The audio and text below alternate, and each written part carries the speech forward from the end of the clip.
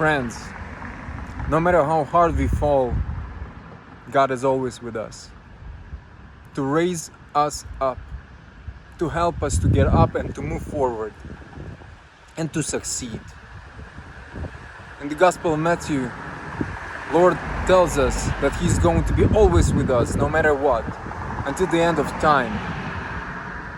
So let's believe in Him. Let's put all our hope, faith, and love in Him.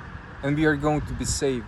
And we are going to share the whole eternity in heaven with our Heavenly Father, in perfect joy, peace, and love.